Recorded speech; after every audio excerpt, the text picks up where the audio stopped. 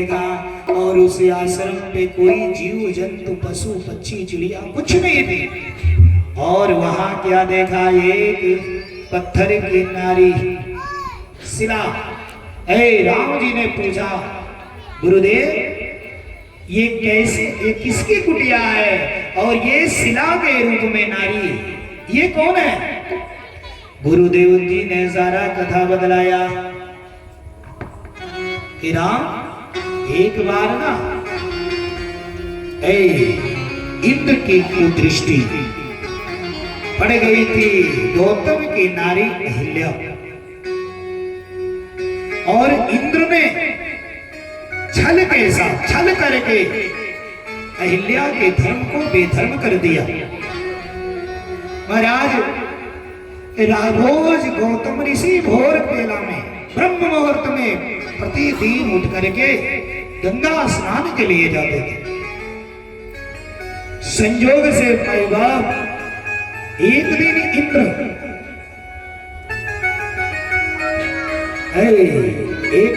जो है ना भेष बदल करके आया और चंद्र जो थे ना चंद्रमा को मुर्गा बनाया और कहा जाकर के अर्धरात्रि में ही गौतम ऋषि के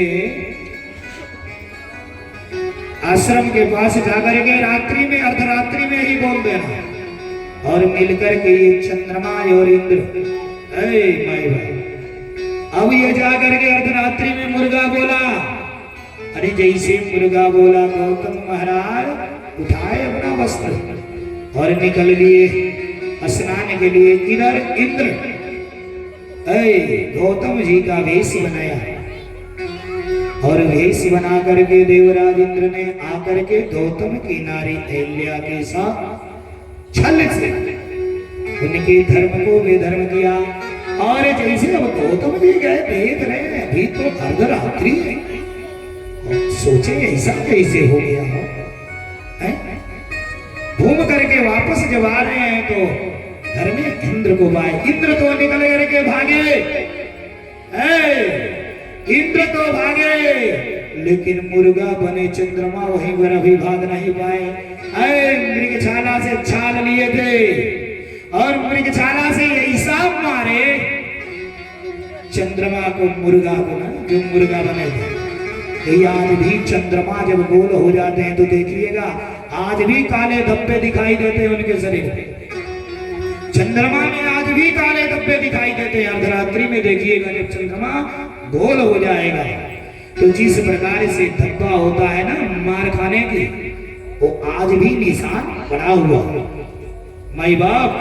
और तुरंत गौतम ऋषि अपनी पत्नी अहिल्या को श्राप दिए कि जा तू सदा। और महाराज उसी श्राप के कारण ये गौतम की नारी अहिल्या आज तक शिला बन करके बैठी है।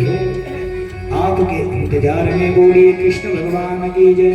महाराज भगवान के चरणों का रज है, थोड़ा सा धूल उड़ करके पड़ा हो और जैसे पड़ा गौतम की नारी अहिल्या सुंदर नारी बन गई।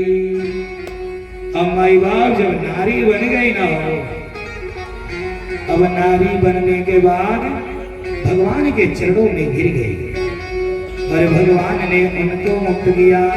बोलिए कृष्ण भगवान की जय। गौतम नारी अहिल्या को परमात्मा ने पुनः उद्धार किया। इसके बाद महाराज अब इस प्रकार से भगवान मर्यादा पुरुषोत्तम श्री रामचंद्र जी लखन जी को लेकर के विश्वामित्र जी निकल लिए, आगे बढ़े। आज अब आगे बढ़े महाराज तो रास्ते में पड़ा शिवरी का आश्रम,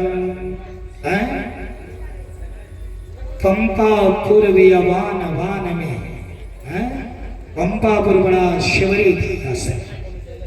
महाराज शिवरी भगवान की इतनी बड़ी भक्त थी ना, प्रतिदिन रास्ते को बहारती थी और जंगल से सुंदर सुंदर पुष्प और वृक्ष से बैर के फल बैर चुन चुन करके लाती थी हो और सजा करके रख दी थी।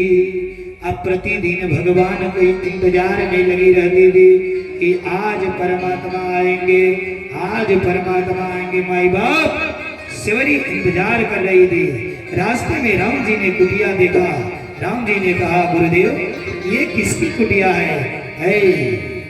गुरुदेव ने कहा राम ये शिवरी की कुटिया, जो शिवरी तेरे इंतजार में दिन रात जो है बैठ करके इंतजार करती है। और जंगल से पुष्पों को जो है चुन चुन कर लाती है और ला करके तेरे लिए इंतजार करती है। वो परम भक्त है कि सेवरी अपने विवाह के मंडप से उठ करके भागी थी। हो माई बाप सेवरी अपने विवाह के मंडप में से भाग गई।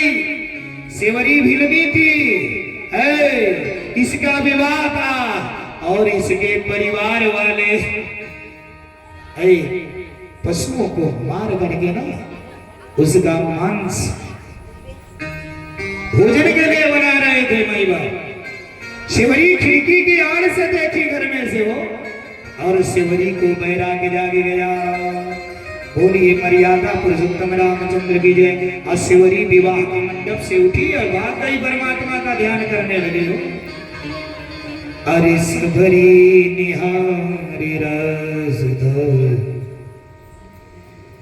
शिवरी निहारी रसधर, आएंगे राम जी।